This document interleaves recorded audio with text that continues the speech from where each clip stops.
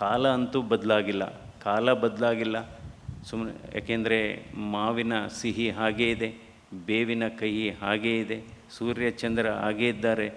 ಬದಲಾಗಿರೋದು ಜನರ ಅಪೇಕ್ಷೆ, ನಿರೀಕ್ಷೆ, ಆಚಾರ, ವಿಚಾರ. ಅದರಿಂದ ಇವತ್ತು ನಾವು ಈ ಹಿನ್ನೆಲೆಯಲ್ಲಿ ಹೇಳ್ತಾ ಇದ್ದೇನೆ ನಾನು.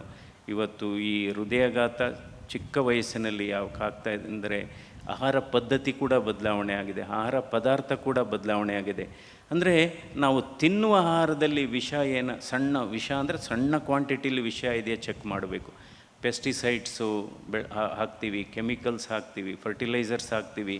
ಅದರಿಂದ ಮೊನ್ನೆ ನಾನು ಲಕ್ನೋಗೆ ಹೋಗಿದ್ದೆ. ಅಲ್ಲಿ department of toxicology, food and safety department ಅವರು ಕೂಡ ಹೇಳ್ತಾಯಿದ್ರು, ನಾವು ತಿನ್ನುವ ಪದಾರ್ಥಗಳನ್ನು, ತರಕಾರಿ ಆಗ್ಬೋದು, ಬೇರೆ ಬೆಳೆಗಳಾಗ್ಬೋದು, ಅದರಲ್ಲಿ ಏನಾದರೂ ಅಂಶ ಇದೆಯಾ ನಾವು ಅದನ್ನು ಚೆಕಪ್ ಮಾಡಬೇಕಾಗಿದೆ.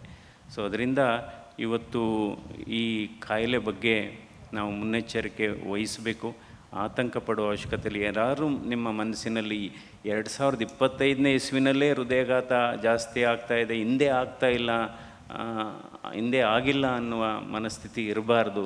ಯಾಕೆಂದರೆ ಯಾವಾಗಲೂ ಅಷ್ಟೇ ಮನಸ್ಥಿತಿ. ಈಗ ನೋಡಿ, ನಾವೆಲ್ಲ ಮನೆ ಕಟ್ಟಬೇಕಾದ್ರೆ ವಾಸ್ತು ವಾಸ್ತು ವಾಸ್ತು ಅಂತಲೇ ಬಹಳ ಅದರ ಹಿಂದ್ಗಡೆ ಹೋಗ್ತೀವಿ.